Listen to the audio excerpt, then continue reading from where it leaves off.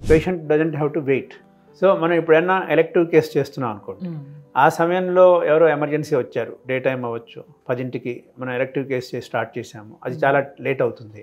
ఈ లోపల మనం పేషెంట్ అట్లా వెయిట్ చేయలేము. ఓకే. సో ఎమర్జెన్సీ అనేది ఇంపార్టెంట్ కాబట్టి, మనం వెంటనే టైం ఇంపార్టెంట్ కాబట్టి మనం వెంటనే సెకండ్ ల్యాబ్ ఉంటే చేసుకోవచ్చు. అలానే ఎలక్ట్రోఫిజియాలజీ ప్రొసీజర్స్ ఉంటాయి, పేస్ మేకర్స్ ఉంటాయి, డివైస్ ఉంటాయి. లేకపోతే చిన్నపిల్లల్లో ఒకసారి చేయాల్సి వచ్చు. లేకపోతే వాస్కులర్ సర్జరీ వాళ్ళు సమ్ టైమ్స్ వాళ్ళకి 2-3 అవర్స్ 4 అవర్స్ కూడా క్యాత్ ల్యాబ్ కావాలి, లాంగ్ టైం కావాలి. కొన్ని కేసెస్ లాంగ్ టైం పడతాయి. అలాంటప్పుడు మనం వేరే పేషెంట్లని ఆప్ చేయడం, హోల్డ్ చేయడం కష్టం.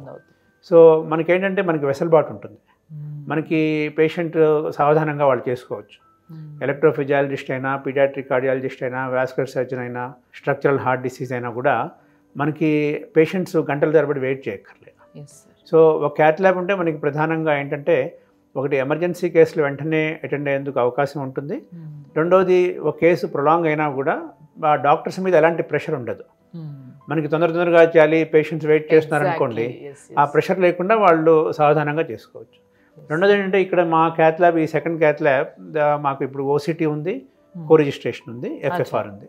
సో ఇవన్నీ కూడా ఏంటంటే మనం వాటి ద్వారా మనం యాంజియోప్లాస్టీ స్టెంట్ చేసినట్లయితే మనకి పేషెంట్స్కి చాలా మేలు కలుగుతుంది.